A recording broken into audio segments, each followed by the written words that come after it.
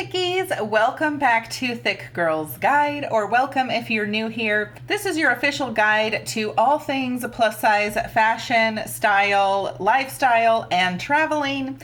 And in today's video, I'm going to give you the ways to build your wardrobe from the ground up. This is part one. There will be a part two. Also, I just released a couple weeks ago how to build your wardrobe on a budget, which is a fantastic video, so don't forget to check that out. I will link that at the end of this video. Let's dive into the video. Before we do, don't forget to hit that subscribe button, join the Thick Girl gang, and give this video a thumbs up. Let's get into it.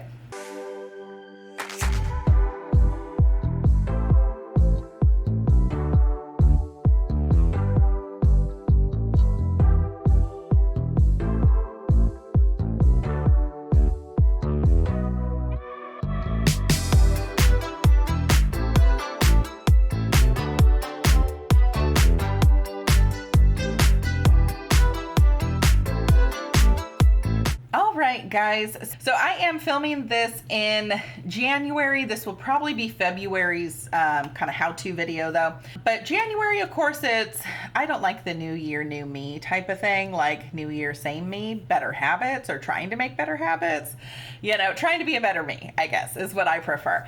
I really find that this time of year is a really good reset for cleaning out, cue Eminem, cleaning out your closet and really going through things and rebuilding your wardrobe. So this is kind of a how-to video on what to think about and what to look at when you're rebuilding your wardrobe and kind of purging old items out, and what do you need to add into it, what items could you be missing, all of that great information. So we are going to take a deep dive into the basics, which is the foundation of anyone's wardrobe. I will be covering what you probably should have in your basics collection, and then also how to rebuild the basics. Part two will be kind of the rest of it, like kind of rounding out your wardrobe. What kind of items do you need to add on or be on the lookout for, and all of that. So building your wardrobe, it's going to take some time. You know, most people don't have the funds to sink into just a huge, wardrobe.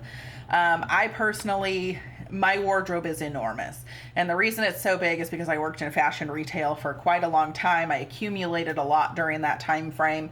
Also, I do the videos here on YouTube, so I'm constantly buying stuff to show you guys from different brands. I obviously don't keep everything by any means, because you would just see a pile of clothes behind me that I wouldn't even know what I had. That's obviously not happening. But I do keep pieces from every haul. So I have a extensive wardrobe. But that being said, I need to go through it, right? And I need to make sure that I still have my basics in there, or see if any basics need to be replaced and whatnot. So step one is going to be, we need to do a purge, right? So we need to go through our entire wardrobe, and we need to get rid of things that are, either stained or just ratty and have just been through it, and we've gotten some great wear out of it, but it's time to move on, right? So we've got to get that kind of stuff out of the wardrobe first. Second is, if you are not wearing items, if you don't like it because it's too long, it's too short, doesn't fit properly, too big, too small, that stuff's got to go. Okay, you're not going to wear it. You haven't worn it. You probably haven't worn it all year. So let's give it to somebody who will wear it. Donate it to Goodwill or whoever your favorite charity, nonprofit is. Whatever the case may be, sell it at a garage sale. Put it on Poshmark. Try and make some money back on it, if you can, if it's a, really solid item that you just really haven't worn ever. But it's time to get those pieces out of the wardrobe. They are just taking up space and you are not wearing them. The last part is to purging is really going through your basics and seeing which ones, again, need to be replaced, or how many you have of each item. Don't forget to go through your shoe collection as well. You really want to get rid of those shoes that you're not wearing. The ones that are uncomfortable or give you blisters or you can't stand the heel on them. The ones that are just like you've worn to death, like they are done, stick a fork in them, they're done. You want to get rid of those. We've got to make some room for the newness coming in. And so some of those shoes, it's time to retire into the trash, or, you know, the ones that are good enough to either sell or give away or whatever you want to do with them, go ahead and do that. But again, you've got to get those out of here because you're not wearing them, you're not using them, they're just taking up space and collecting dust. So here's my list of the items that you should have in your basics. We are going to start with tops. Okay, so keep in mind, these are the basics. They are boring. This is the boring part of your wardrobe, but you need it because it's the foundation of your wardrobe that you will build the rest of your wardrobe upon. So the first thing, and if I'm looking down because I have notes on my phone here, so that's why I may not be always looking at you. So for tops, the first thing that you will need is at least one black cami and one white cami. If you don't like camis, then tank tops will do just fine. But honestly, you do need some kind of sleeveless kind of undershirt for different outfits. I wear camis pretty much daily, so I have more than one of each of these. I have probably like 10 because I do wear them a lot. The second thing is you're going to need some basic t-shirts, at least a black t-shirt, maybe a white t-shirt. If you don't like wearing white, because it does obviously stain very easy and a lot of people just don't like white, get a different color, get like a gray or, you know, like browns, neutral colors. So it doesn't have to be white specifically if you don't wear white. I would say at least 2 sweaters, again with the kind of neutral colors. Honestly, I would go with at least 1 black and then 1 other color, whether, you know, it be, I would stay more neutral because again, these are the basics. So a nice tan, a navy blue, you know, something like that, very neutral. Also for the basics tops, I would also recommend having at least 1 button down shirt. Again, these aren't that much fun, but they are very universal. So you can dress it up, you can dress it down. It's great for work. It is just an essential. So that is it for the tops. So that is the like bare bones basic. For bottoms, I would say you need a very good pair of denim. And I would say if you're only gonna have 1 pair of denim, go with a medium wash. That way it goes really with everything. I would say a pair of black denim, a pair of leggings, some other kind of different colored pant or trouser. What I mean by that is like, again, whether you want to go with like khaki or an olive green, or you can stick with black if that's what you want, but some kind of nicer, kind of very tailored pant that you can use for work purposes or like interviews and nice dinners, etc. And then I would say at least 1 skirt. So you can do a maxi skirt, you can do a pencil skirt, some kind of nice, I would say not a mini skirt. That is something you can add in later, but something you can use again for nice occasions, but also wear to work type of attire. For shoes, don't forget about the shoes. I would say you need 1 pair of walking shoes. I would try to keep them fairly neutral. I would say you need at least 1 solid white or solid black tennis shoe, 1 pair of sandals, 1 pair of flats or kind of loafers, 1 pair of boots, whether it be a knee-high boot or some kind of bootie, and then if you're so inclined, a pair of heels. I don't do heels, so I would scratch that and probably add more boots because I tend to wear those more often. So you have to kind of cater this to what you're going to actually wear. And for outerwear, you need at least 1 basic cardigan, I would say 1 blazer, and some kind of nice coat. So whether it be a pea coat or, I mean, if you're in a colder area, it could be like a puffer jacket, something like that. But those are definitely essential. And then at least 1 dress. And if you're only going to have 1 dress, then I would have the little black dress. So just a very simple black dress that you can wear with everything and to any event. And an area of basics that's overlooked a lot of the time is your undergarments.